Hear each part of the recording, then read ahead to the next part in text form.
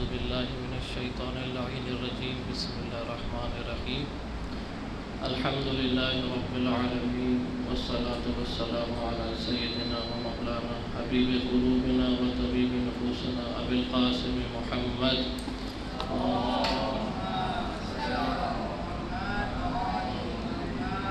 وعلى آله الطيبين الطاهرين المعصومين المظلومين سيما بقية الله في العظيمين روحي وأرواح العالمين لتراب المقدم الفداء. أما بعد، فقد قال الله تعالى في كتابه المجيد وقرآنه الحميد: هو الذي أرسل رسوله بالهدى ودين الحق ليظهره على الدين كله ولو كره المشركون. صلوات پڑھیں محمد والے.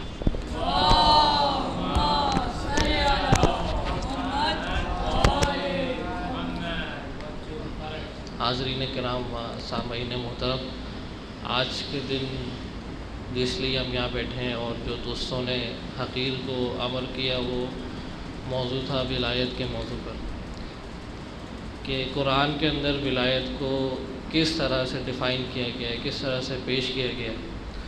جو رہبر معظم آیت اللہ عظمیٰ سید علی خامنہئی نے اپنی کتاب میں اس کو بیان فرمایا، تو تھوڑی سی اس پر روشنی ڈالیں گے. ظاہر ہے کہ ایک جلسے میں یا ایک لیکچر میں یا ایک درس میں ساری بحثوں کو کور کرنا ممکن نہیں ہے، لیکن جتنا خلاصے کے طور سے بیان ہو سکا انشاءاللہ آپ کی سماعت کی نظر کرنا چاہیں گے. صلوات پڑھیں محمد والے محمد پر.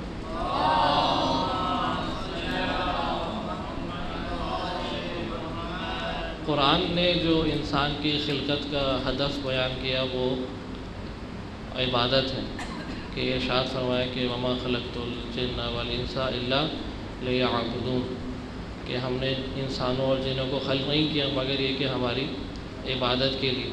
اور جب امام معصوم سے، امام باقر علیہ السلام سے صلوات پڑھے محمد، پانچویں امام سے پوچھا گیا اس آیت کا مطلب، اس آیت کی تفسیر پوچھی گئی، تو آپ نے فرمایا کہ یہاں پر عبادت سے مراد معرفت ہے، کہ فرمایا کہ ہم نے انسانوں اور جنوں کو خلق نہیں کیا مگر اپنی معرفت کے لیے، کیونکہ عبادت کا نتیجہ معرفت ہے. عبادت اگر معرفت سے جدا کر دی جائے، عبادت کی روح معرفت ہے، اگر عبادت کے جسم کو اس کی روح معرفت سے جدا کر دیا جائے تو پھر کچھ نہیں بچتا. ظاہری طور سے اگر ایک انسان عبادت کر رہا ہو لیکن اگر اس میں معرفت نہ پائی جاتی ہو تو وہ صرف ایک فزیکل ایکسرسائز بن کے رہ جاتی، کوئی اس میں فائدہ یا کسی انسان کے لیے نفع پایا نہیں جاتا. کہ دعاؤں میں ہے کہ انسان، اے خدا، ہم دعا کرتے ہیں کہ اے خدا ایسی عبادت سے پناہ مانگتا ہوں کہ جس میں کوئی نفع نہ ہو. اس کی وجہ یہ ہے کہ ایسی عبادت جس کے اندر معرفت نہ ہو وہ ایسی عبادت ہوتی ہے جس کے اندر کوئی نفع نہیں ہوتا، وہ صرف ایک ظاہری طور سے اٹھک بیٹھک اور فزیکل ایکسرسائز ہوتی ہے. اور عبادت اگر معرفت سے جدا ہو جائے تو اس میں کچھ نہیں رہتا ہے. وہ کیسا چھلکا ہے، جو ایک پھل کا ایسا چھلکا ہے جس کو اٹھا کر سائڈ پر پھینک دیا گیا. اسی لیے خدا نے ارشاد فرمایا کہ ہم نے انسانوں اور جنوں کو خلق نہیں کیا مگر عبادت کے لیے، اور امام معصوم نے کہا کہ عبادت سے مراد یا معرفت ہے. تو انسان کی خلقت کا مقصد خدا کی معرفت ہے، اور جب اس بلند و بالا مقصد کے لیے انسان کو خلق کیا گیا تو ظاہری طور سے اور ضروری طور سے کچھ ہدایت کے وسائل کی ضرورت ہے انسان کو، ورنہ وہ انسان جس کو خدا فرما رہا ہے کہ ہم نے اسے ماں کے پیٹ سے جاہل خلق کیا، وہ کس طرح اس ہدایت کے مدارج کو اور مراتب کو طے کر سکتا ہے. ضروری طور سے کچھ ہدایت کے وسیلوں کی ضرورت ہمیں پڑے گی، اور اس ہدایت کے سلسلے کا نام ولایت ہے. اس ہدایت کے سلسلے کو ولایت کا نام دیا گیا کہ انسان کو وہ معرفت کے مراحل طے کرانا، اس ہادی کا نام جو انسان کو معرفت کے مراحل طے کرائے گا، اس کا نام ولی ہے. رسول اور نبی اس دنیا میں آتے ہیں انسان کو ہدایت دینے کے لیے، ہدایت کا راستہ دکھانے کے لیے. ان کی ذمہ داری یہ ہوتی ہے کہ انسان کو بتا سکیں صحیح کیا ہے اور غلط کیا ہے، لیکن ان کی ذمہ داری انسان کو اس راستے پر چلانا نہیں ہے۔ ان کی ذمہ داری ہے صرف بتا دینا، پیغام پہنچا دینا، لیکن انسان کو اس راستے پر چلانا اور اسے ہدایت سے ہمکنار کرنا، یہ ذمہ داری ہے ولی کی۔ ہر زمانے میں ایک ولی کا ہونا اس لیے ضروری ہے۔ اگر نبی بھی ہوگا، اگر رسول بھی ہوگا، پھر بھی ولی کا ہونا ہر زمانے میں ضروری ہے۔ اس لیے کہا گیا کہ ہر زمانے میں ہادی کوئی نہ کوئی ایک ضرور ہوگا۔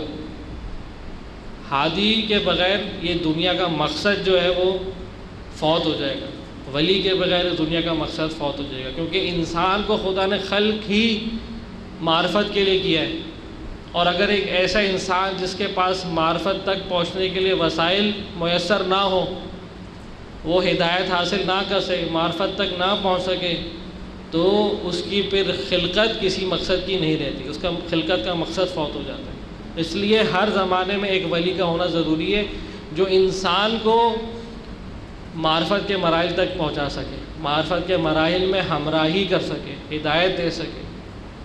اس چیز کا نام ہے ولایت۔ جب ہم انسان کی شناخت حاصل کرتے ہیں، انسان کے بارے میں تھوڑی سی معلومات حاصل کرتے ہیں، تو ہم دیکھتے ہیں انسان کے دو پہلو ہیں۔ ایک اس کا انفرادی پہلو ہے، فردی پہلو ہے، ذاتی پہلو ہے۔ ایک اس کا اجتماعی پہلو ہے، معاشرے کے اندر زندگی کرتا ہے انسان، معاشرتی اس کی ایک زندگی کا ایک پہلو پایا جاتا ہے۔ تو ہر انسان کی زندگی کے دو پہلو ہمیں ملتے ہیں، انفرادی اور اجتماعی۔ تو ولایت سے انسان کا رابطہ جب قائم ہوگا، جب انسان اپنے زمانے کے ولی سے رابطہ قائم کرے گا ہدایت حاصل کرنے کے لیے، تو وہ رابطہ بھی انہی دو پہلوؤں پر منحصر ہوگا۔ ایک فردی رابطہ ولی سے، ذاتی رابطہ، ایک اجتماعی رابطہ ہوگا۔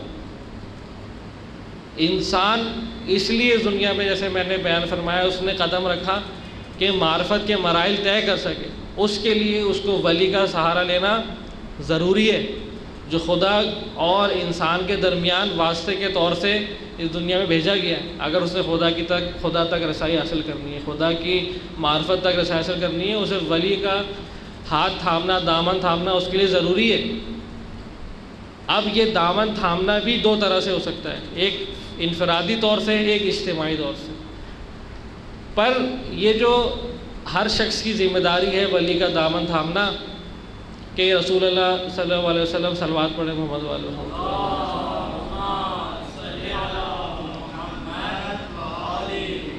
نے، رسول اکرم نے ارشاد فرمایا، مشہور و معروف حدیث ہے کہ ومن مات ولم یعرف امامہ زمانہ مات میتۃ جاہلیہ، کہ جو شخص مر گیا اس حالت میں کہ اپنے زمانے کے امام کی معرفت نہ رکھتا ہو، گویا اس نے جہالت کی موت پائی، زندگی بھی جہالت کی تو موت بھی جہالت کی۔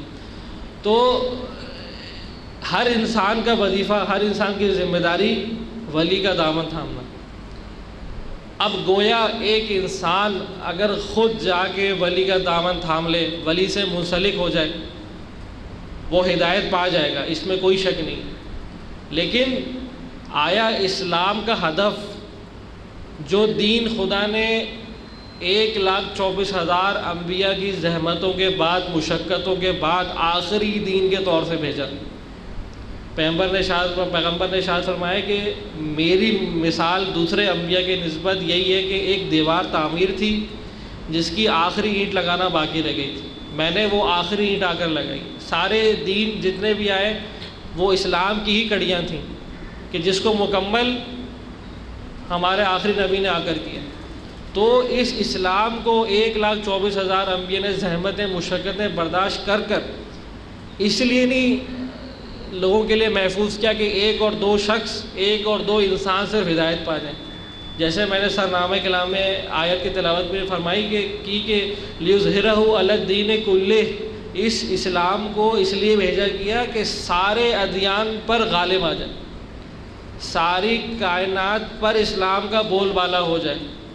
اس لیے اسلام نہیں آیا کہ ایک یا دو شخص ہدایت پا جائیں، بلکہ اس لیے آیا کہ ساری انسانیت کو ہدایت دے، کوئی انسان ایسا نہ ہو جو ہدایت سے محروم رہ جائے۔ تو میرا، آپ کا یا کسی اور کا ولایت کا دامن تھام لینا، یہ اسلام کا مقصد یہاں سے پورا نہیں ہو جائے گا۔ اسلام اس لیے آئے تاکہ ساری دنیا پر حکومت کر سکے، ساری دنیا کو اپنی ہدایت کی چھتری تلے لا سکے، ساری دنیا کو ولی سے منسلک کر سکے، اس لیے اسلام آیا۔ اور جتنی بھی ہمارے ائمہ نے اور آخری ہمارے پیغمبر اکرم نے زحمتیں اٹھائی، اس کا حاصل و رسول یہی تھا کہ اسلام کا بول بالا کرنا۔ آپ حضور اکرم نے اپنی زندگی میں 23 سالہ زندگی میں تبلیغ کی، کئی بے شمار جنگیں لڑیں، کئی شہادتیں دی، کہیں اپنے قریبی ساتھیوں کی شہادتیں دی، اپنے چچا کی شہادت دی، خون دیے، اس لیے کہ اسلام کا بول بالا ہو سکے۔ ہمارے 12 اماموں نے، امیر المومنین نے 4 سالہ حکومت میں بے شمار زحمتیں اٹھائیں، سارا 4 سالہ دور حکومت جو ہے وہ جنگوں میں، زحمتوں میں، جہاد میں گزرا۔ اس لیے نہیں کہ 4 اور 5 لوگ ہدایت پا جائیں، ورنہ وہ تو ہدایت پا ہی چکے تھے۔ 4 اور 5 لوگ، سلمان، ابو ذر وغیرہ، تو ایسے لوگ تو موجود تھے معاشرے کے اندر جو ہدایت یافتہ ہو چکے تھے، لیکن پھر امیر المومنین اتنی زحمتیں کیوں اٹھا رہے ہیں؟ وہ اس لیے کہ میرے اور آپ جیسوں کے لیے، تاکہ ہم لوگ ہدایت پا سکیں۔ وہ لوگ جو عام طور سے عوام میں شامل ہوتے ہیں، خاص لوگ تو ہوتے ہیں کہ جو کسی بھی حالتوں میں ہدایت پا جاتے ہیں، جیسے فرعون کی زوجہ آسیہ، اتنے خراب ماحول میں، اتنے خراب انوائرمنٹ میں، شرک کا بول بالا تھا، فرعون خدا بن بیٹھا تھا۔ اس ماحول میں، کہتے ہیں چراغ تلے اندھیرا، اس ماحول میں حضرت آسیہ جو ان کی زوجہ تھیں وہ ایمان لا چکی تھی، اور حضرت موسیٰ ان کے دامن میں پروان چڑھے۔ تو کچھ خاص لوگ جن کے لیے خاص کیپیبلٹیز ہوتی ہیں وہ تو کسی ماحول میں ہدایت پا جاتے ہیں، لیکن مسئلہ کن کے لیے آتا ہے پیش؟ میرے اور آپ کے لیے، کہ جب انوائرمنٹ خراب ہوگا، جب ماحول خراب ہوگا، جب گھر سے باہر نکلیں گے تو بے پردگی ہوگی، کرپشن ہوگی، جب ایک خاتون گھر سے باہر نکلے گی تو اسے اپنی سیکیورٹی کا احساس نہیں ہوگا، ایک انسان جب گھر سے باہر نکلے گا تو اسے مختلف خطرات کا سامنا ہوگا، تو وہ کس طرح خدا کی طرف سفر اختیار کر سکتا ہے کہ جب موڑ موڑ پر اسے خطرات جو ہے وہ آئیں گے۔ اسی لیے ضروری اسلام نے قرار دیا کہ اسلام کا بول بالا ہو، اسلام کی حکومت تلے، اسلام کے پرچم تلے ساری دنیا، ساری کائنات آئے، تاکہ ماحول جو ہے وہ خدا کا پسندیدہ ماحول بن سکے، جو خدا پسند فرماتا ہے ویسا ماحول بن سکے، اور انسان، عام انسان، سارے انسان اس ماحول میں، اس انوائرمنٹ میں پروان چڑھ کر اس ہدایت تک پہنچ سکے۔ یہ ہے دین کا اجتماعی پہلو۔ ایک فردی پہلو ہے، انفرادی پہلو ہے کہ وہ مجھ سے تعلق رکھتا ہے، ہر انسان کا اپنے آپ سے تعلق رکھتا ہے، وہ اس کے انفرادی وظائف ہیں، اس کے انفرادی فرائض ہیں، نماز پڑھی نہیں پڑھی، روزہ رکھا نہیں رکھا، قرآن کی تلاوت کی نہیں کی، غیبت نہیں کرنی، جھوٹ نہیں بولنا، تہمت نہیں لگانی، کسی سے بری اخلاق سے پیش نہیں آنا۔ یہ فردی، انفرادی اور شخصی مسائل ہیں، ذاتی مسائل ہیں، لیکن دین کا ایک اجتماعی چہرہ ہے، وہ یہ کہ میں اور آپ دین کے پرچم کو بلند کرنے کے لیے کیا کر رہے ہیں، ولی کی نصرت کرنے کے لیے کیا کر رہے ہیں۔ آیا نماز جماعت ہو رہی ہے، اچھی طرح قائم ہو رہی ہے؟ آیا عزاداری کا قیام ہو رہا ہے، اچھی طرح صحیح صورت میں ہو رہا ہے؟ آیا اجتماعی پہلو معاشرے کے، اسلامی معاشرے کے صحیح طرح چل رہے ہیں؟ آیا معاشرے میں قائم حکومت یا کوئی بھی حاکم صحیح طرح اسلام پر عمل کر رہا ہے یا نہیں کر رہا؟ ورنہ امیر المومنین کے چاہنے والے، اہل بیت کے چاہنے والے تو اس زمانے میں بھی تھے، لا تعداد تھے، حتیٰ ان کے مخالفین میں سے بھی کوئی ایسا نہیں تھا جو اہل بیت کی عظمت کا انکار کرے، جو امیر المومنین کی عظمت کا انکار کرے۔ کوئی اس بات کا انکار کرے کہ ہاں امیر المومنین ہی پیغمبر اکرم کے جانشین برحق ہیں، کوئی ایسا آپ کو اس دور میں نہیں ملے گا۔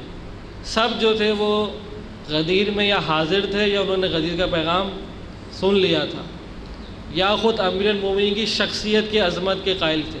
کوئی ایسا شخص آپ کو نہیں ملے گا کہ مشہور و معروف قول ہے کہ دوسرے خلیفہ نے کہا کہ لولا علی لا ہلک عمر، اگر امیر المومنین نہیں ہوتے تو میں ہلاک ہو جاتا۔ یعنی دربار بھی ان کی عظمت کا معترف تھا، لیکن کیا وجہ تھی کہ اس معاشرے نے امیر المومنین سے منہ موڑ لیا تھا؟ اس کی وجہ یہ تھی کہ امیر المومنین کی فردی ولایت کے قائل تو سب تھے، سب کہتے تھے کہ ہاں علم، رسول اکرم کا علم اگر کسی کے پاس ہے تو وہ مولا علی کے پاس ہے، قرآن کا علم کسی کے پاس ہے تو وہ ان کے پاس ہے، کوئی سوال کرنا ہے تو ان کے پاس جاؤ۔ خود خلیفہ اس وقت کا دربار جو تھا، جب لوگوں کو مسائل پیش آتے تھے تو امیر المومنین کے دربار میں بھیجتا تھا، امیر المومنین کی خدمت میں بھیجتا تھا۔ یعنی عظمت کے قائل، ان کی ولایت کے قائل سب تھے، لیکن مشکل کہاں تھی؟ مشکل یہ تھی کہ ہاں اس کو ہم ولی تو مان لیں گے، لیکن اس کو اجتماع میں حاکم بننے نہیں دیں گے، کیونکہ پتہ ہے کہ جب یہ ولی اجتماع کے اور معاشرے کے اوپر آ کر حاکم بن جائے گا تو وہاں سے ہماری مشکلات شروع ہو جائیں گی، وہاں سے ہمارا مال و دولت ملنا ختم ہو جائے گی، وہاں سے ہماری ناجائز خواہشات پوری ہونا ختم ہو جائیں گی، معاشرے کے اندر سختیاں آ جائیں گی، کرپشن ختم ہو جائے گی، فساد ختم ہو جائے گا، کسی کو اپنی نفسانی خواہشات پوری کرنے کا موقع نہیں ملے گا۔ جب ہی آپ دیکھتے ہیں کہ جب امیر المومنین کی شہادت ہوئی تو یہ نعرہ بلند کیا کہ علی کو اس کی عدالت کی شدت کی وجہ سے شہید کیا گیا، علی کو اس کی عدالت میں شدت کی وجہ سے، کیونکہ لوگ تنگ آ چکے تھے، اپنے شیعہ بھی امیر المومنین کا ساتھ نہیں دے رہے تھے۔ کیوں؟ کیونکہ امیر المومنین حاضر نہیں تھے کہ سمجھوتا کریں دین کے نام پر، حاضر نہیں تھے کہ دین اسلام کی ویلیوز پر کسی سے ڈیل کریں، کسی سے معاملہ کریں۔ اس لیے لوگ جو تھے پریشان ہو گئے تھے۔ جب جو لوگ جنگ جمل میں امیر المومنین کے مقابلے پر تھے، طلحہ اور زبیر، وہ امیر المومنین کے اصحاب میں سے تھے، امیر المومنین کے دوستوں میں سے تھے۔ اختلاف کہاں پیش آیا؟ بیت المال پر۔ اختلاف کہاں پیش آیا؟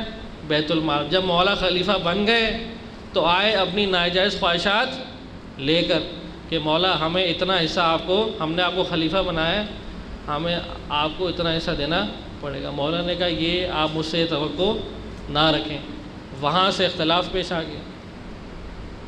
ورنہ طلحہ و زبیر سے پوچھا جائے کہ امیر المومنین کے بارے میں آپ کیا رائے رکھتے ہیں تو فوراً کہیں گے خلیفہ برحق، جانشین برحق، خلافت بلا فصل ان کی تھی، ان سے حق چھین لیا گیا تھا۔ وہ دونوں تو تھے جنہوں نے امیر المومنین کا ساتھ دیا تھا ثقیفہ کے بعد، لیکن پھر بھی امیر المومنین سے منہ موڑ لیا۔ کیوں؟ امیر المومنین کی فردی ولایت سے منہ نہیں موڑا، ان کی اجتماعی ولایت سے منہ موڑا۔ اور دین اسلام میں پیغمبر کے بعد جتنے مسائل پیش آئے وہ فردی ولایت میں پیش نہیں آئے، لوگ پھر بھی اہل بیت کے چاہنے والے رہے، اہل بیت کے غموں میں شریک رہے۔ جب امام حسین مدینہ سے کوچ فرما رہے تھے تو پورا مدینہ رو رہا تھا، پورا مدینہ عزاداری کر رہا تھا، پورا مدینہ آ کے آپ کو الوداع کہہ رہا تھا، آپ کے نہ جانے کی خواہش کر رہا تھا، لیکن ساتھ آنے والا کوئی نہیں تھا۔ کیوں؟ پتہ ہے کہ ان کے ساتھ چلیں گے تو قربانیاں دینی پڑیں گی، ولایت کا راستہ قربانیوں کا راستہ ہے۔ تو وہ وجہ جو اختلاف کا باعث بن گئی، وہ اصلی وجہ جو پیغمبر اکرم کے بعد اختلاف کا باعث بنی، وہ ولایت کا فردی پہلو نہیں تھا، وہ ولایت کا اجتماعی پہلو تھا۔ لوگ راضی نہیں تھے، لوگ سے مراد یعنی اس زمانے کے خواص، اس زمانے کے اہم لوگ، اس زمانے کے وی آئی پیز، اس زمانے کے وائٹ کالر افراد راضی نہیں تھے کہ ولی خدا کو حاکم بنایا جائے، کیونکہ پیغمبر اکرم کے زمانہ وہ دیکھ چکے تھے، وہ اور تحمل ان کے اندر شیطان ان پر غالب آ چکا تھا، وہ اور تحمل کرنے کے لیے سخت نہیں رکھتے تھے۔ اس لیے مختلف سازشوں سے ولی کا حق چھینا گیا، ولی کو برکنار کیا گیا، ولی کو برقرار کیا گیا کس چیز سے؟ ولایت تو خدا کی دی ہوئی ہے، ولایت سے تو اسے کوئی برقرار نہیں کر سکتا۔ ولایت کے اجتماعی پہلو سے ولایت کو برقرار کیا گیا، ولایت کے اجتماعی پہلو سے ولایت کو جدا کیا گیا۔ اور اسلام، دین اسلام کا جو اصلی مقصد تھا کہ توحید کا بول بالا ہو جائے، لا الہ الا اللہ کے کلمے کا بول بالا ہو جائے، اس کا پرچم پوری دنیا میں لہرائے، اس ہدف کو فوت کیا گیا۔ ورنہ امیر المومنین اپنی فردی ذمہ داریاں، وہ جو ذمہ داریاں ولی کے اوپر تھیں، وہ تو گھر بیٹھ کے بھی ادا کر رہے تھے۔ سلمان، ابو ذر، مقداد جیسے لوگوں کی ہدایتیں اسی دور میں ہوئی ہیں، اسی دور میں اور لوگ پروان چڑھے ہیں، لیکن جو مقصد تھا اجتماع کو، معاشرے کو توحیدی بنانا، معاشرے کے اندر خدائی رنگ لے کر آنا، خدا کو لے کر آنا معاشرے کے اندر، وہ فوت ہو گیا۔ کہ جب بی بی سیدہ نے جو ہے وہ دربار میں آ کے خطبہ دیا ہے، تو اس کا خلاصہ بھی، اس کا لب لباب بھی یہی تھا کہ آپ لوگوں نے اپنے آپ کو ہدایت سے محروم کر دیا۔ اگر علی کو حاکم بننے دیتے تو کوئی شخص ایسا نہ ہو، کوئی دو شخص ایسے نہ ہوتے جو اختلاف کرتے تمہارے درمیان، وہ شیطان کا سر ایسا کاٹتے کہ کبھی اسے بلند ہونے کی ہمت نہیں ہوتی۔ لیکن افسوس کے ساتھ ولایت کو اس کے اجتماع سے جدا کر دیا گیا، اور یہ سلسلہ چلتا رہا حتیٰ کہ جب امیر المومنین کو خلیفہ بنا دیا گیا، جب حق دے دیا گیا، جب بھی ساری مشکلات یہ نہیں تھی کہ امیر المومنین باعظمت نہیں ہے، امیر المومنین کے اندر اہلیت نہیں ہے، امیر المومنین کے پاس معرفت نہیں ہے، امیر المومنین کے پاس علم نہیں ہے، آپ پیغمبر کے جانشین نہیں ہیں، نہیں، اس سے کسی کو اختلاف نہیں تھا۔ امیر المومنین کے ولی ہونے سے کسی کو اختلاف نہیں تھا، ولی برحق ہونے سے، خدا کی طرف سے منسوب ہونے پر کسی کو اختلاف نہیں تھا۔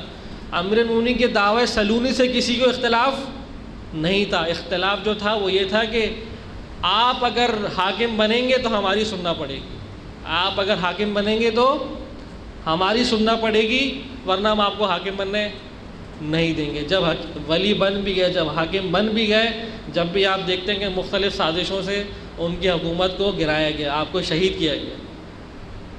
اور آپ یہ بھی جانتے ہیں کہ جب ان کے مخالف کو، ان کے دشمن معاویہ لعنت اللہ علیہ کو خبر ملی آپ کی شہادت کی، تو اس نے باقاعدہ گریہ کیا، اس نے باقاعدہ گریہ کیا۔ یہ گریہ اس بات کا ثبوت نہیں تھا کہ وہ آپ کی ولایت کا قائل تھا، وہ اس بات کا ثبوت تھا کہ وہ آپ کی عظمت کا قائل تھا، لیکن آپ کو حاکم بننا اس کو گوارا نہیں تھا، کیونکہ پتہ تھا اگر یہ حاکم بن گئے، ان کو پوری طرح امت اسلامی کا اختیار دے دیا گیا، تو سب سے پہلا بندہ جو ان کی لپیٹ میں آئے گا، ان کی عدالت کی لپیٹ میں آئے گا، میں ہوں گا۔ میری گردن سب سے پہلے ان کی عدالت کی لپیٹ میں آئے گی، اس لیے حاضر نہیں تھا کہ اپنے آپ کو امیر المومنین کی ولایت کے جو ہے زیر سایہ لا سکے۔ جب امیر المومنین کی شہادت ہو چکی، امام حسن کا زمانہ تھا، امام حسن 6 سال خلیفہ بنتے ہیں، 6 مہینے کے لیے خلیفہ بنتے ہیں، نہیں سہ سکے افراد، ان کے قریبی افراد بھی ان کی بات کو نہیں سہ سکے، تحمل نہیں کر سکے۔ 6 مہینے بعد ہی ان کو صلح کرنی پڑی مجبوراً، ساتھیوں کی قلت کی وجہ سے، ساتھیوں کے ساتھ نہ دینے کی وجہ سے۔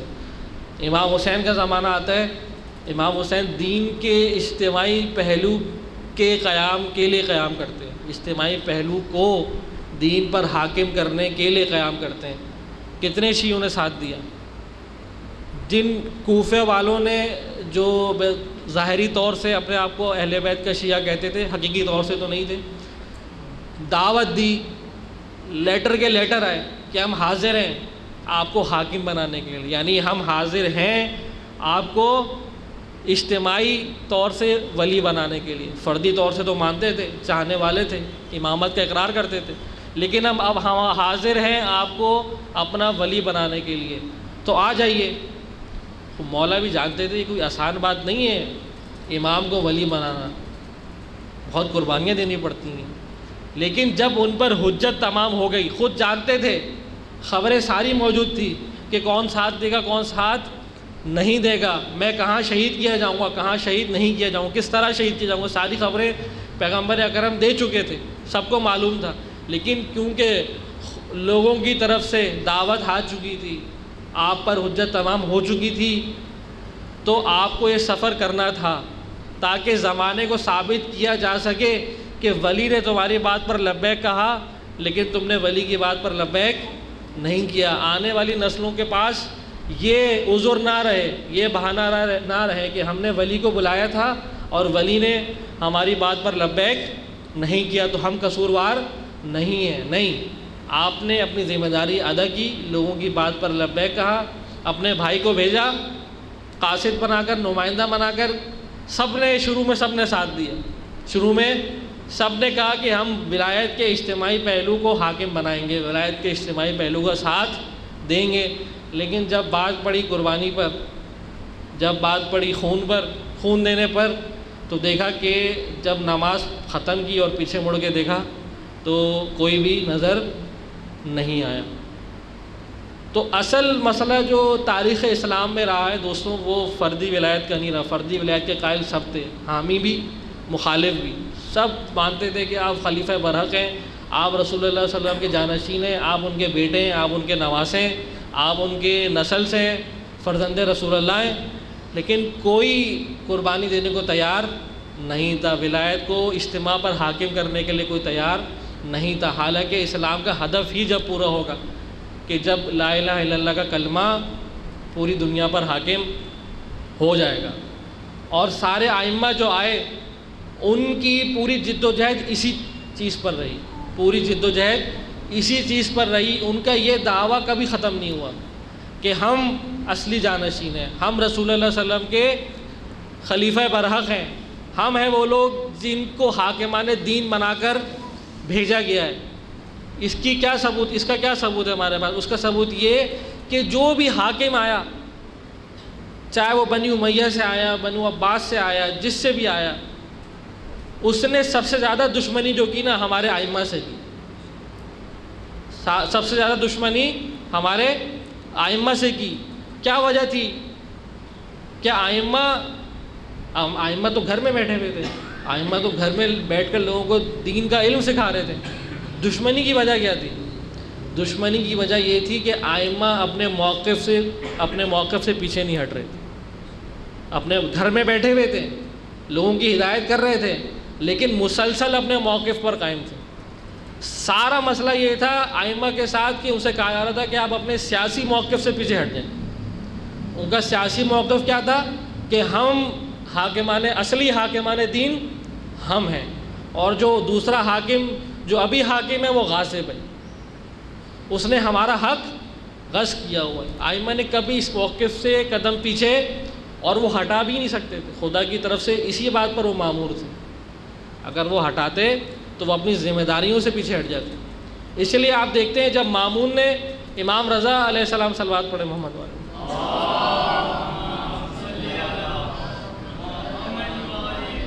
امام رضا علیہ السلام کو ولی عہدی کی پیشکش کی، اس وقت کا میڈیا، جیسے آج ہمارے پاس میڈیا ہے، الیکٹرانک میڈیا ہے، بے شمار چینلز ہیں، انٹرنیٹ ہے، آج کل کا میڈیا انسان ان چیزوں سے باخبر ہوتا ہے۔ اس وقت کا میڈیا دربار ہوتا تھا، دربار میں مختلف علاقوں کے نمائندے ہوتے تھے، لوگ ہوتے تھے، ہر روز دربار لگتا تھا، باتیں سنتے تھے، وہاں سے پورے عالم اسلام میں خبریں پہنچائی جاتی تھیں۔ اس وقت کا میڈیا دربار ہوتا تھا، تو مامون نے دربار میں بلایا مولا کو اور ولی عہدی کی پیشکش کی۔ مولا نے کیا جواب دیا؟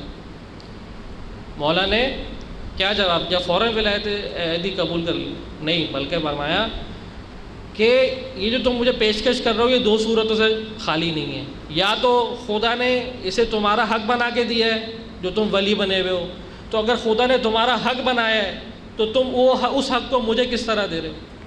اس حق کو مجھے کس طرح دے سکتے ہیں؟ یا نہیں، یہ حق تمہارا ہے ہی نہیں، یہ حق تمہارا ہے ہی نہیں، کسی اور کا حق ہے جو تم نے لیا ہوا ہے، تو جب تمہارا حق ہے ہی نہیں تو تم مجھے کس طرح دے رہے ہو؟ دونوں صورتوں میں تمہارا یہ جو مطالبہ یہ باطل ہے۔ یہ امام رضا گھر میں بیٹھ کے یہ بات نہیں کر رہے ہیں، بیچ دربار میں حاکم کے سامنے اس وقت کا جو میڈیا ہے وہاں بیٹھ کے یہ بات کر رہے ہیں۔ اس کا مطلب ائمہ نے ہر جگہ اپنے اس موقف کو بیان فرمایا، ہر جگہ اس موقف کو بیان فرمایا ہے۔ امام موسیٰ کاظم صلوات پڑھے محمد والے،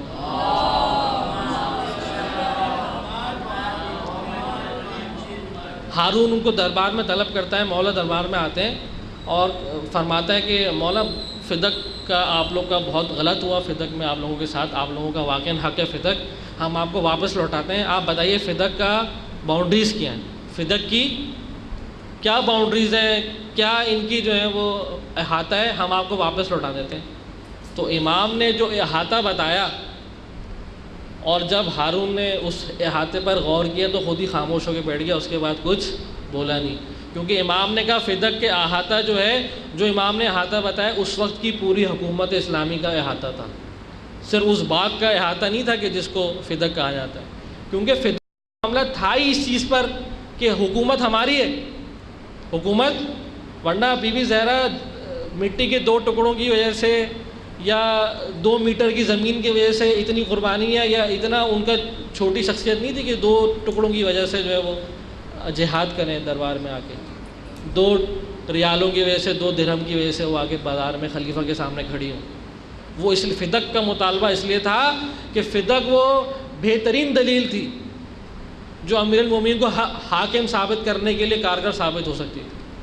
فدق وہ ذریعہ تھا خلیفہ کو غلط ثابت کرنے کا، خلیفہ کو جھوٹا ثابت کرنے کا، غاضب ثابت کرنے کا، اس لیے فدق کا معاملہ اٹھایا گیا۔ اور جب امام موسیٰ کاظم سے پوچھا گیا کہ آپ فدق کے احاطہ بتا دیں، فدق کی باؤنڈریز بتا دیں، لیمیٹیشنز بتا دیں، ہم آپ کو فدق لوٹا دیتے ہیں، تو آپ نے پوری حکومت اسلامی کا احاطہ بتا دیا۔ اس لیے ائمہ نے کبھی اپنے موقف سے پیچھے نہیں ہٹے، اس لیے حکومت، دستگاہ حکومت کو، حکومت کے سسٹم کو، غاضب حکومت کے خلافت کو ہمیشہ جو ہے وہ ائمہ سے مشکل رہی، ورنہ اگر ائمہ قدم پیچھے ہٹا لیتے اپنے سیاسی موقف سے تو کوئی مسئلہ نہیں تھا، کوئی مسئلہ نہیں تھا، آرام سے آپ کو بیت المال سے بینیفٹس بھی ملتے، سب کچھ ملتا، آپ کی عزت و تکریم بھی رہتی، آپ کو سب سے بڑا عالم دین بنا کے پیش کیا جاتا عالم اسلام کا، فرزند رسول اللہ تو مانتے ہی تھے، اہل بیت تو مانتے ہی تھے، بڑی آپ کی شان و شوکت ہوتی۔ نہیں، مشکل یہ تھی کہ ائمہ نے کبھی اپنے اجتماعی حق سے سمجھوتا نہیں کیا، اور ہمیشہ حاضر رہے کہ اس کو ہر جگہ جب بھی موقع ملے پیش کریں۔ کہ جب امام رضا نکلے مدینہ سے اور خراسان کے راستے سے گزر رہے تھے، اور جہاں وہ رکے اور جہاں انہوں نے اہل سنت کے جو تھے احادیث محدث تھے ان کو جمع کیا، اور انہوں نے امام رضا سے پوچھا کہ کوئی آپ تبرک دے کے جائیں، کوئی حدیث بیان کر کے جائیں، تو آپ نے کہا کہ کلمۃ لا الہ الا اللہ حسنی، کلمہ خدا نے فرمایا کہ کلمہ لا الہ الا اللہ میرے قلعے میں سے، جو اس میں داخل ہو گیا وہ امان پا گیا، جو اس میں داخل ہو گیا وہ جہنم کی آگ سے امان پا گیا، یہ حدیث بیان کی، اور مولا چل نکلے اپنی سواری میں بیٹھ کے، کچھ ہی قدم سواری آگے بڑھی تھی تو مولا نے دوبارہ محمل سے سر نکالا اور کہا لیکن ولیکن بشرطھا و شروطھا، یہ جو میں نے بات کی ہے کہ خدا نے فرمایا کہ لا الہ الا اللہ میرے قلعے میں سے، اور جو اس میں داخل ہو گیا وہ امان پا گیا، تو مولا نے کہا لیکن اس کی کچھ شرط ہیں اور شروط ہیں، ولیکن بشرطھا و شروطھا و انا من شروطھا، اور میں ان شرطوں میں سے ایک شرط ہوں، میں ان شرطوں میں سے ایک شرط ہوں۔ یہ جو مولا حدیث بیان فرما رہے ہیں یہ کسی عام جگہ بیان نہیں فرما رہے، وہ ایک ایسا علاقہ تھا جہاں سارے محدثین رہتے تھے، روایت بیان کرنے والے رہتے تھے، یعنی اس وقت کے میڈیا، اس وقت کے جرنلسٹ وہاں رہ رہے تھے، اور مولا ان میں خطاب فرما رہے تھے، وہاں مولا اپنا موقف بیان کر رہے ہیں۔ تو ائمہ نے بھی جو اپنی 250 سالہ جد و جہد کی ہے، جو ائمہ کو کنار لگائے، دیوار سے ہمیشہ لگایا گیا، ظلم کیا گیا، وہ اس وجہ سے نہیں لگایا گیا کہ آپ ہادیان برحق ہیں، آپ خدا کے جانشین ہیں، وہ سب تسلیم کرتے تھے، وہ اس وجہ سے دیوار پہ لگایا گیا کہ آپ کا ایک موقف یہ تھا کہ حاکمان دین بھی ہم ہیں، دین کی حکومت بھی ہم نے کرنی ہے۔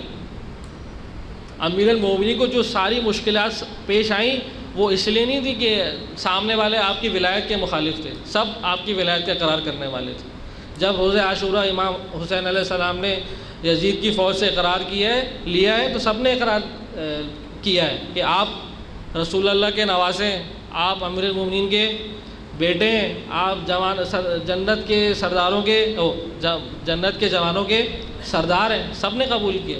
لیکن مشکل کیا تھی؟ مشکل یہ تھی کہ آپ کو حاکم نہیں بنا سکتے، حکومت نہیں دیں گے۔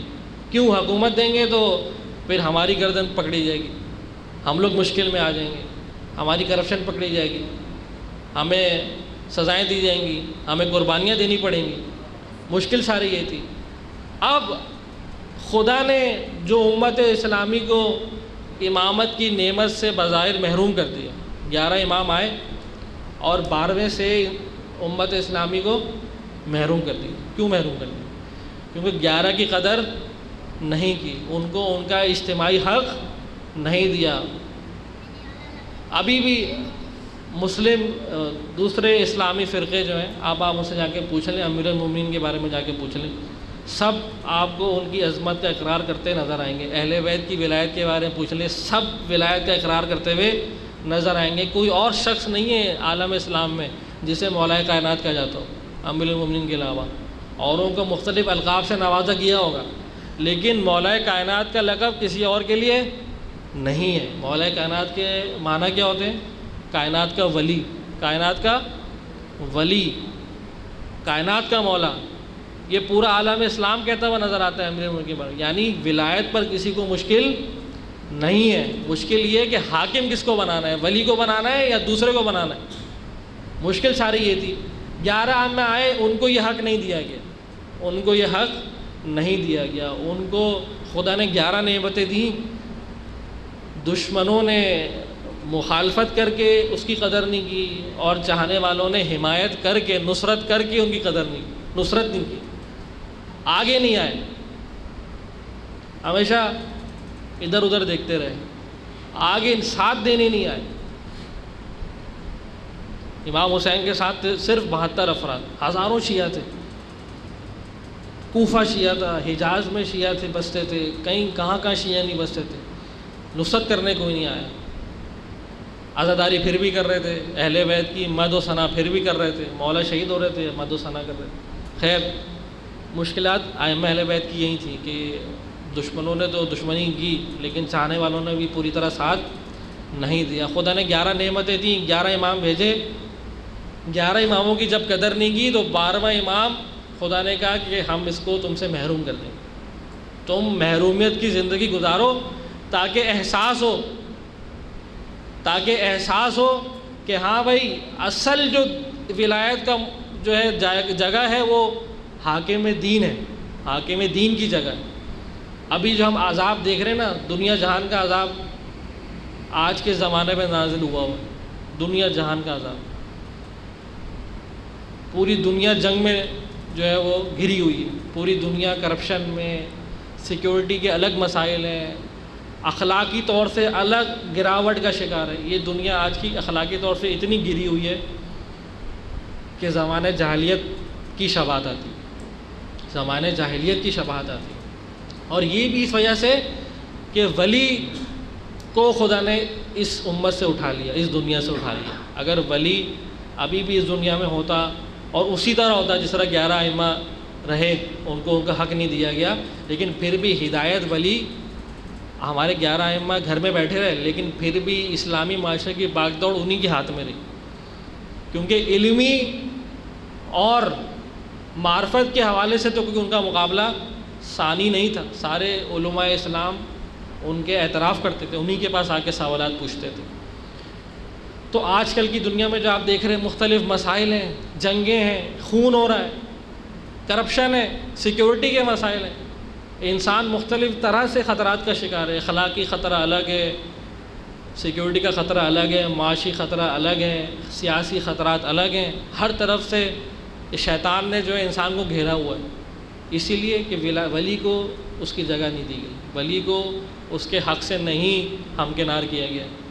ہمیں 12ویں امام کی غیبت کا فلسفہ یہی ہے کہ ہمیں احساس ہو، ہم لوگ بیدار ہو سکیں کہ ہاں بھائی کوئی ہمارا ولی بھی ہے جس نے ہماری ہدایت کرنی بھی ہے، جس نے آنا بھی ہے، جس نے ولایت کا بول بالا کرنا ہے، جس نے توحید کا بول بالا کرنا ہے۔ اب اگر ہمیں اس ولی کا ظہور کرنا ہے، اس ولی کا ساتھ دینا ہے، اس ولی کی نصرت کرنی ہے، اس ولی کے پرچم تلے جانا ہے، تو اب ہم کیا کریں؟ وہ ولی تو غیبت میں چلا گیا ہے، ہم کس طرح اس کے لیے تیاری کریں، ہم کس طرح اس کو بتا سکیں کہ ہاں اے مولا ہم آپ کی ولایت کے لیے تیار ہو چکے ہیں، کیونکہ میں نے کہا کہ ولایت، ان کی ولایت کے زیر سایہ آنا کوئی آسان کام نہیں ہے، بہت سخت کام ہے، قربانیاں دینی پڑتی ہیں۔ قرآن فرماتا ہے کہ اے مومنو، تم جب تک حقیقی طور سے مومن نہیں ہوگے، جب تک تم رسول اللہ علیہ وسلم پر اس طرح ایمان نہ لاؤ کہ وہ تمہارے لیے جو مقرر کریں، چاہے تمہارے نفع میں ہو چاہے نقصان میں ہو، تم اس پر راضی رہو، تم اس پر راضی، جب تک تم حقیقی طور سے مومن نہیں ہو سکتے۔ تو یہ بہت سخت مرحلہ ہے کہ امام کوئی قضاوت کر رہے ہوں، کوئی فیصلہ دے رہے ہوں اور آپ کے نقصان میں جا رہا ہو، آپ کے نقصان میں جا رہا ہو، اور آپ پھر بھی راضی رہیں، پھر بھی آپ نعرے حیدری لگائیں، پھر بھی آپ جو ہے مولا کی مدح و ثنا کریں، یہ بڑا مشکل مرحلہ ہے۔ ابھی تو ہمارا کوئی پالا نہیں پڑا نا مولا سے، ابھی تو کوئی ایسا پالا نہیں پڑا کہ ہاں بھائی کبھی مولا ہمیں بھی کہیں کہ تمہیں یہ سزا ہے، تمہیں یہ مشکل ہے، تم نے یہ کیا۔ ابھی کوئی روک ٹوک مولا نے ہمارے ساتھ نہیں کی، ابھی تو دور بیٹھے ہوئے تو اچھا لگ رہا ہے، ابھی لگ رہا ہے کہ مولا آئیں گے تو لڈو پیڑے بانٹیں گے، ہمیں مٹھائیاں بانٹیں گے، تبرک بانٹیں گے، سونا دیں گے، پتہ نہیں کیا کیا۔ لیکن جب مولا آئیں گے تو پتہ چلے گا ولایت ہوتی کیا۔ جب کہیں گے کہ جو گھروں میں، جب گھروں سے جب دیکھیں گے کہ 2-2 انچ 3-3 فٹ 4-4 فٹ گھر باہر نکالے ہوئے گلیوں میں، پرنالے بہہ رہے ہیں، جب مولا آگے کہیں گے کہ یہ سارے گھر توڑے جائیں گے، ناجائز جو کنسٹرکشن ہوئی ہے سب توڑی جائے گی، تو جب لوگوں کے چہرے جو ہیں دیکھنے کے لائق ہوں گے، جب پتہ چلے گا کہ ولایت کو کس نے حقیقی طور سے تسلیم کیا ہے، حقیقی طور سے تسلیم نہیں کیا۔ اور جب مولا آواز بلند کریں گے جہاد کی، کہیں گے آؤ چلو جہاد کرو، سب باہر نکلو گھر سے، تو جب پتہ چلے گا کون باہر نکلتا ہے کون باہر نہیں نکلتا، کون مولا کے قدموں میں اپنا سر دینے کے لیے حاضر ہے، کون حاضر نہیں ہے۔ اب ہمیں تیاری کرنی ہے، تیاری میں نے کہا یہ بہت سخت مرحلہ ہے، اس کے لیے تیاری بھی پھر اتنی ہونی چاہیے، تیاری بھی پھر ویسی ہی ہونی چاہیے۔ اب ہم کیا کریں، مولا غائب ہیں، مولا پردہ غیبت میں، تو کیا ہم ہاتھ پہ ہاتھ باندھ کر بیٹھے رہیں، تیاری نہ کریں؟ بالکل اسی طرح کہ ایک شخص اگر جنگل میں جا رہا ہے،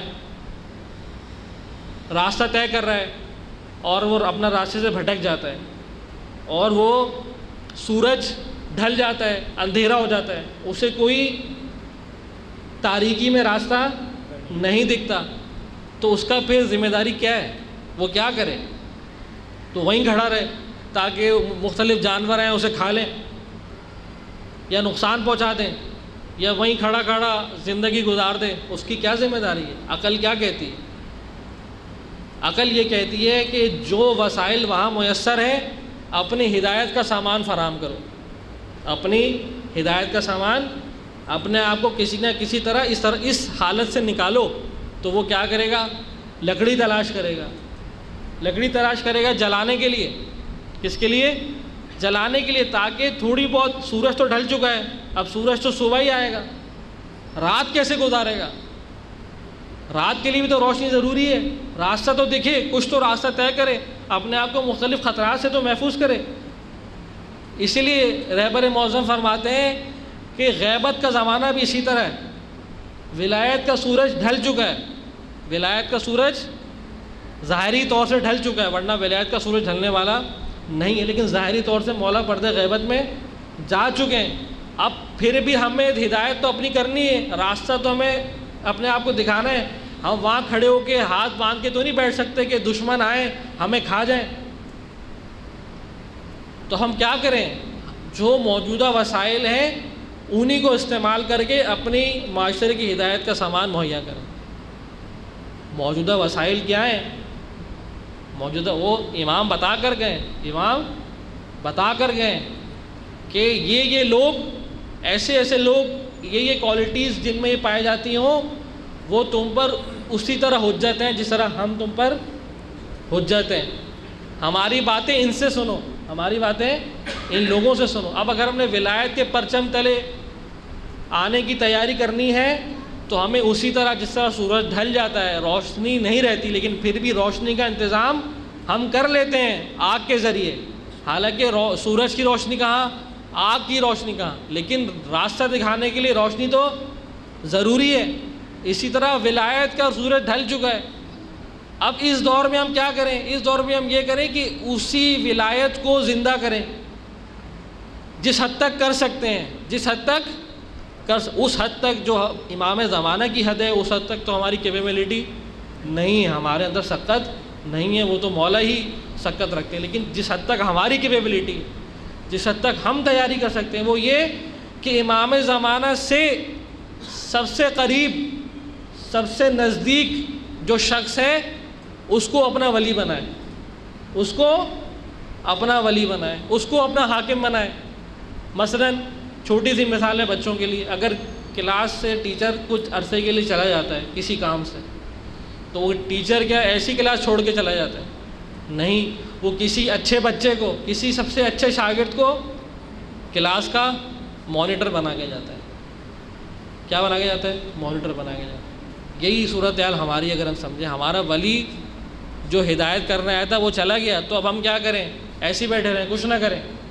نہیں، ہم یہ تو نہیں ہو سکتا کہ ہم ہاتھ پہ رکھ کے بیٹھے رہیں اور ہمارے ساتھ جو ہوتا رہے ہوتا رہے. ہمارے بچوں کو قتل کیا جائے، کرنے دو. خواتین کی عصمت دری ہونے دو. ہمارے گھر بار لوٹے جائیں، لوٹنے دو. نہیں، یہ تو نہیں ہو سکتا. ہم اس دنیا میں اس طرح تو نہیں رہ سکتے، کچھ نہ کچھ تو کرنا ہے. تو سب سے بہترین نظام کیا ہے؟ وہ یہ کہ جو ولی غیبت میں چلا گیا، اس کے بعد جو سب سے زیادہ اس سے نزدیک ہے، اس سے قریب ہے، اس سے شباہت رکھتا ہے، اس کو اس کا نائب بنایا جائے، اس کو اس کا نائب بنایا جائے، اس کی ولایت کے پرچم تلے آیا جائے. ایک ایسا نظام بنایا جائے کہ اس میں سب کی تیاری ہو جائے. کیا ہو جائے؟ تیاری ہو جائے، پریکٹس ہو جائے امام زمانہ کے دور کی. جب پریکٹس ہو جائے گی تو ہم کہہ سکیں گے مولا اب ہم تیار ہیں، اب ہم تیار ہیں. کہا ہے نا کہ جنگ کی تیاری کب کرو؟ امن کے زمانے میں. اگر امن کے زمانے میں انسان سو جائے تو جنگ کے وقت پھر کوئی کامیابی کی امید. امام زمانہ جب آئیں گے تو اس وقت تیاری کا موقع نہیں ہوگا. اس وقت یہ ہوگا کہ بھائی نکلیے باہر، آپ کے سر دینے کا وقت آ گیا ہے. یہ سر دینا کوئی آسان کام نہیں ہوتا، کہنا آسان ہے، کہنا آسان ہے. تو یہی مسئلہ ہے. اب ہمیں امام زمانہ کے لیے تیاری کرنی ہے، معاشرے کو اس جگہ پر پہنچانا ہے کہ ہاں معاشرہ کہہ سکے کہ مولا ہم تیار ہیں، آپ آ جائیں. ابھی جو ہم ظہور کی دعائیں کرتے رہتے ہیں، سچ اپنے دل سے پوچھیے کیا ہم اس قابل ہیں کہ مولا کے ظہور کی دعائیں کریں؟ مولا اگر آ گئے تو کیا منہ دکھائیں گے؟ کیا منہ دکھائیں گے؟ جو شیعہ ہیں ان کی حالت ایسی ہے، تو جو شیعہ نہیں ہیں ان کی تو آپ رہنے دیں. جو شیعہ ہیں ان کی حالت آپ مجھ سے بہتر جانتے ہیں کیا حالت ہے. تو یعنی کوئی ظلم ہو جائے، کوئی انسان شہید ہو جائے، وہاں لوگ جمع نہیں ہوں گے، لیکن کسی جگہ اچھی نظر و نیاز ہو جائے، ہمارے شیعہ ماشاءاللہ وہاں وافر مقدار میں فوراً ٹائم پہ پہنچ جاتے ہیں. صحیح ہے. تو ہماری حالت تو یہ ہے، ہم کس طرح مولا کو اپنے ظہور کے لیے دعوت دے رہے ہیں. تو اگر تیاری کرنی ہے تو اس کے لیے کچھ نہ کچھ کرنا تو پڑے گا. ہاتھ پیر تو ہلانے پڑیں گے. ہاتھ پیر کس طرح ہلیں گے؟ کیا کہ بالکل وہی سیٹ اپ جو مولا کے زمانے میں ہوگا اسی کا شبیہ ہم اپنے زمانے میں لاگو کریں تاکہ ہم تیاری کر سکیں. اب جنگ کے لیے تیاری کرنی ہے. دنیا کی فوجیں جنگ کے لیے تیاریاں کرتی ہیں. کیا کرتی ہیں؟ جنگ کے لیے مشقیں کرتی ہیں، جنگی مشقیں کرتی ہیں. پاکستان کی ہماری فوج بھی جنگی مشقیں کرتی ہے. جنگی مشقیں کس طرح ہوتی ہیں؟ بالکل وہی ماحول کریٹ کیا جاتا ہے، بالکل وہی ماحول کریٹ کیا جاتا ہے کہ بالکل ایسا لگتا ہے کہ جنگ ہو رہی ہے، تاکہ پتہ تیار تو ہو سکے، مینٹلی فزیکلی تیار ہو سکے، ذہنی طور سے، جسمانی طور سے، ہر طرح سے تیار ہو سکیں. تو ہمیں بھی ایسا ماحول کریٹ کرنا پڑے گا کہ ہم بھی مینٹلی فزیکلی مولا کے وقت کے لیے تیار ہو سکیں. اور اس کا کوئی چارہ نہیں ہے کہ ہم ایسے شخص کو جو مولا کے بعد سب سے زیادہ ان سے شباہت رکھتا ہو، ان سے نزدیک ہو، ان سے قریب ہو، اس کو ولی بنائیں اور اس کی ولایت کے پرچم تلے آ جائیں. اس چیز کا نام ہے، اس سیٹ اپ کا نام ہے ولایت فقیہ. ولایت فقیہ سے مراد یہی ہے کہ مولا کی غیبت میں کسی ایسے شخص کی ولایت کے اندر آ جانا جو مولا سے سب سے زیادہ نزدیک ہے، جو مولا سے سب سے زیادہ شباہت رکھتا ہے، صفات میں، کردار میں، اعمال میں، فہم و فراست میں، سیاسی سمجھ بوجھ میں، شجاعت میں، جرأت میں. اس کو کہتے ہیں ولایت فقیہ. یہ ہے وہ نظام جو ولایت کا نظام ہے ہمارے پاس اسلام نے دی ہے۔ ولایت کا مقصد توحید کا بول بالا کرنا، اور وہ مقصد جب تک نصیب نہیں ہوگا جب تک امام معصوم اس دنیا میں حاضر نہ ہو اور اس کو وہ جگہ دی جائے جو اس کی ہے، وہ حاکم دینی ہونے کی جگہ۔ اور اگر مولا پردہ غیبت اختیار کر چکے ہیں تو میری اور آپ کی ذمہ داری یہ ہے کہ ان کی آمد کی تیاری کے لیے کسی ایسے شخص کی ولایت کا اقرار کیا جائے جو ان سے سب سے زیادہ نزدیک ہے، جو خود امام نے کہا کہ ہم ایسے لوگوں سے مربوط رہو جن کے اندر یہ صفات پائی جاتی ہیں، وہ اسی طرح تم پر حجت ہیں جس طرح ہم۔ خود مولا ہمیں نظام دے کر گئے، خود مولا ہمیں نظام دے کے گئے۔ تو یہ ولایت فقیہ کا نظام ہے، اور ہماری ذمہ داری ہے خود بھی اس کے زیر سایہ آئیں اور دوسروں کو بھی اس کے زیر سایہ لائیں، کیونکہ جب تک پوری عالم اسلام، جب تک پورا عالم تشیع تیار نہیں ہوگا مولا کی آنے کی باتیں پھر کسی فائدے کی نہیں ہے۔ مولا جب تک معاشرہ تیار نہیں ہوگا، خدا نے قرآن میں ارشاد فرمایا کہ خدا اس قوم کی حالت جب تک نہیں بدلتا جب تک وہ خود اپنی حالت نہ بدلے۔ اگر ہم چاہتے ہیں کہ خدا ہماری حالت بدلے، ہمیں ان مشکلات سے نجات دے، ہمارے ولی کا ظہور ہو، تو ہمیں خود ایک ایسے مقام پر آنا پڑے گا کہ ہم خدا کی عنایت، خدا کا کرم حاصل کرنے کے اس قابل ہو جائیں۔ ابھی تو کوئی اس قابل ہونے کی نشانی نظر نہیں آ رہی، تو وہ کم نظر آئے کہ جب ہم ایسے شخص کی چھتری کے نیچے چلے جائیں گے جو امام زمانہ سے سب سے زیادہ نزدیک ہے، اور وہ ہے ولی فقیہ، ولایت فقیہ۔ ہماری ذمہ داری یہ ہے کہ ہم خود بھی اس کے زیر سایہ جائیں اور دوسروں کو بھی اس کو زیر سایہ لے کر آئیں، اس کے بغیر کوئی اور چارہ نہیں ہے۔ اور آخر میں دعا کرتے ہیں، اے خدا ہماری اس قلیل سی عبادت کو قبول فرما، ہمیں ان لوگوں میں سے قرار دے جو امام زمانہ کی غیبت میں ولایت فقیہ پر اعتقاد رکھتے ہیں اور اس کا پرچار کرتے ہیں۔